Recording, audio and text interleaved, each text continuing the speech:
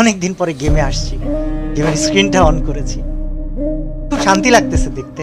এবং এটা মজার বিষয় কি জানো, একটা সময় মনে হয় তো ভিউ পাইতেই হবে, একটা সময় মনে হয় তো টাকা কামাইতেই হবে, অনেক কিছু করতে হবে।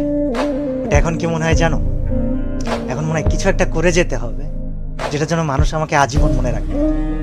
তো আগে অনেক কিছুতে ভয় পেতাম, আর এখন এখন জাস্ট একটা কথা বলি যে আগে ভয় পেতাম বা কাউকে থামাইতে হলে চিল্লা পাল্লা অনেক কিছু করতাম।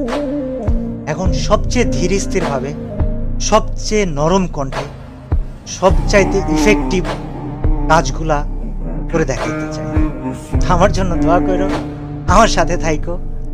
আর বিশাল অ্যামাউন্ট অফ মানুষ আমাকে প্রশ্ন করতেছে, কল দিতেছে যে ভাই আপনার চ্যানেলের 1800 ভিডিও কোথায় গেল। ওয়েল, কোথায় গেল কি হলো তোমাদেরকে বলবো না, তবে বিষয় হচ্ছে যে একটা পরিকল্পনা ছিল, আছে। আমার জন্য দোয়া করো যেন আমি পরিকল্পনাটা বাস্তবায়ন করতে পারি, এবং তোমরা আমাকে মনে রেখো আজীবন। আমি তোমাদেরকে আসলে অনেক ভালোবাসি, কিন্তু তোমাদের থেকে বেশি ভালোবাসি আমি আল্লাহকে।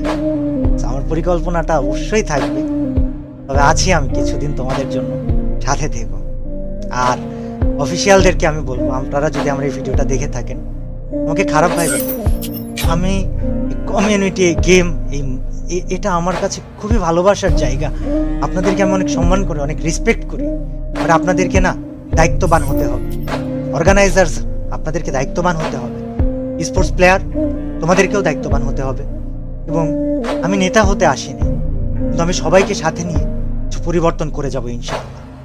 আমাকে অনেক অনেক জায়গা থেকে, আমি ফ্রি ফায়ার ক্রিয়েটর বলে অনেক সময় অনেক কথা বলা হয়েছে,